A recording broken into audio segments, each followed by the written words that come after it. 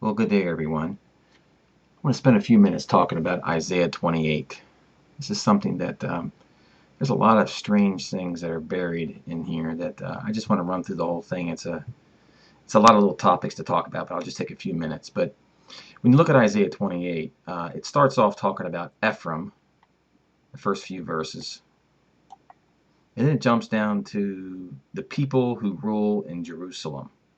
So on another video of mine, I clearly explained that Ephraim is the United States of America, the leader. Ephraim was the leader of the northern tribes 2,700 years ago, and Ephraim is the leader of the West in the present time. But before that, I just want to look at Daniel 9 down here at the end of the 70 weeks prophecy.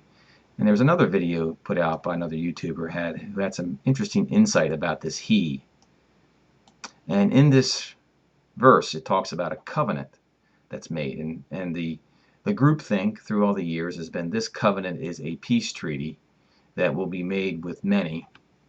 The Antichrist will make it with the nation of Israel, and that's how they'll select him as their Christ, but he's really the Antichrist. But, I'm not sure exactly if that's the way this is meant to be interpreted. But I will say this he, I've always struggled with this he and who this he is. A lot of folks have thought, and I have over the years, that he is the prince that shall come, who is the Antichrist, that he shall make a strong covenant with many for one period of a week of 7 years. I've always thought that the he was Jesus. I don't know. And if the he was the Antichrist, would not you think this one, it says, and on the wing of abomination shall come one. Why wouldn't it just say, on the wing of abomination shall come he who makes desolate, if it's the same he? We know this right here is the Antichrist. But I want to talk about this covenant.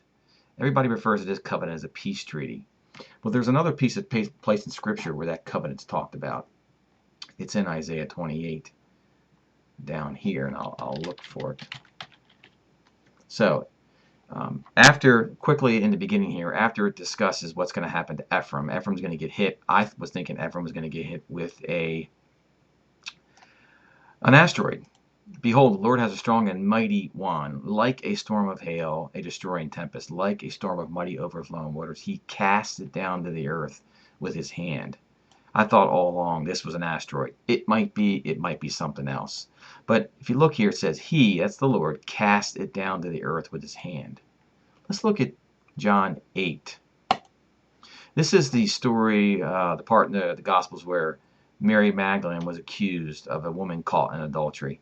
And so near the end of it, we all know the story. Jesus, it says, so when they continued asking him, he lifted up, that's Jesus lifted up, and said to them, he made a proclamation. He said, he that is without sin among you, let him cast the first stone at her. So Jesus proclaimed that whoever is without sin, he will be the one to cast the first stone at her. Let's go back to Isaiah 28. So the Lord is going to cast something, a mighty, strong and mighty object, down to the earth with his hand. I've always thought that this would be the first event. Ephraim Rodriguez has prophesied that a huge asteroid would hit somewhere down by the Caribbean that would mainly do a lot of damage to the United States, Ephraim. And I thought that that's what this is referring to. I could be wrong, but it's just a thought here.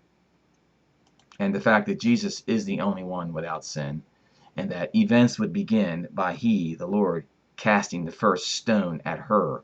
Now, Ephraim, I think, is the United States, but I also think there's a portion of the United States that's Babylon, which is her, to the banking system out of New York. Anyway, some more timing involved here. This whole event occurs right before summer, and that is the phrase for summer, not the summer harvest. It's the season of summer, which begins June 21st. So this event seems to occur before summer. If you read Isaiah 28, it looks like basically all hell breaks loose on the planet. Every table is full of vomit.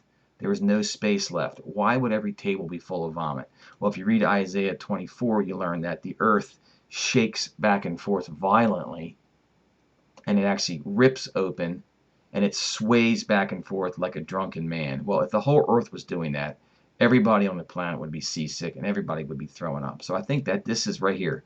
This is a result of the earth shaking. You get into this section where it talks about teaching knowledge for people with strange lips. I really think this is the harvest workers coming down, explaining to everybody what's going on. And they're going through the Word of God, word by word, precept by precept. These folks with strange lips, they're the ones that are teaching the left behind what all went down. They're using Scripture to go over it. And it's line by line, here a little, there a little. That's what this is going on here. So this is all going on, I think, in the United States. Now, the scene in Isaiah 28 switches to the rulers, these scoffers who rule the people in Jerusalem. So the scene goes to Bibi Netanyahu and the guys over in Jerusalem. And look what it says here. It says, "We, the rulers of Jerusalem, have made a covenant with death, and with Sheol we made an agreement. When the overwhelming whip, overwhelming scourge passes through." Now, everybody's talked about Nibiru passing over, passing through. The people that study Planet X and Nibiru, they estimate that Nibiru came at the time of the first Exodus, with caused all the plagues. That Nibiru passed by when Jesus was on the cross, and that caused the 3-hour eclipse, which the moon would be impossible to do that. So here it is again, I think, in this end time, and we all know the planets are in the sky. There's pictures everywhere of astronomers. Webcams are getting pictures of these planets all over the place. You can go to the Alaska webcams and just look at it. Take 5 minutes and find pictures of these planets. And when these planets get close enough to us that are part of this Nibiru system, it's going to wreak havoc that's causing this stuff up here. So look what it says. It says, "Because we have made a covenant with death, with Sheol we made an agreement. When the overwhelming Nibiru passes by, for we have made lies our refuge. In falsehood we've taken shelter." Then it talks about a tested stone. That's Jesus who comes. And Jesus says, "I will make justice a line, righteousness a plumb line."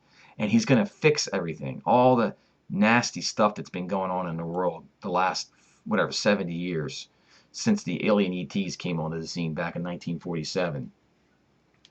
And all the secret government stuff that's just ruined our economy and all sorts of things. He's going to set things straight. And look what he's going to use, hail.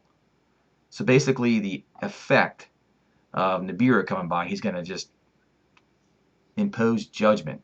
And then the Lord says, "Then your covenant with death will be annulled, and your agreement with Sheol will not stand when the overwhelming scourge passes by." Look at these references, something passing by. "Then your covenant with death will be annulled, and your agreement with Sheol will not stand when the overwhelming scourge passes through. You will be beaten down by it. As often as it passes through, it will take you. For morning by morning it will pass through, day and day and by night." Some of the leaked NASA scientists are saying that the whole impact of Nibiru and this system that's coming through is going to be like over the course of a 6 months time frame. That's what I've heard from some of the leaked scientist guys. This is going to just go on and on and on. And look what it says. It will be sheer terror to understand this message. And then it continues on. It talks about, it says, "For the Lord will rise up as on Mount Perizim, as in the valley of Gibeon when he was aroused, to do his deed. A strange is his deed, and to his work alien is his work. Now therefore do not scoff." So what is the Lord doing here? I think the Lord is progressively over a period of months rapturing and saving people. And this is a strange deed, to have absolute calamity, chaos in the world, and to have Jesus supernaturally coming down, saving people in the middle of all of this. It's a strange thing to understand. And it says, "For I have heard a decree of destruction from the Lord of hosts against the whole land." There is a decree of destruction. If you go to Zephaniah 2, it says that there is a shameless nation that will be gathered. Read Zephaniah 2, shameless nation that will be gathered before the decree of destruction. The same decree of destruction is mentioned in Malachi 4. So what I'm thinking here is this. There's no peace treaty. This covenant that the leaders in Jerusalem have made, in my opinion, is something to do with Nibiru passing through. It's like the leaders in Jerusalem. This is pure speculation now. They made a covenant to be protected by Nibiru somehow. I don't know what it would be. Deep underground military bases.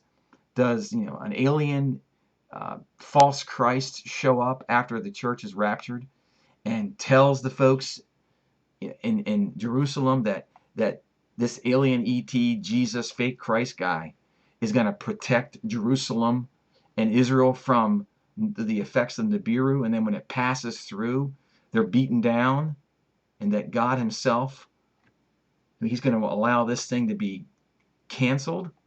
I don't know. This is my theory on this covenant. Whether it's the same covenant back in here, I don't know. I can't tell you. But I know over here there's a covenant talked about, and it says that God Himself will cancel it. And He'll cancel it by a terrible event passing through day and night, and that it's sheer terror to understand this message. Anyway, read these verses for yourself, pray for enlightenment from the Holy Spirit, and hopefully we're out of here soon. All right, guys, God bless you.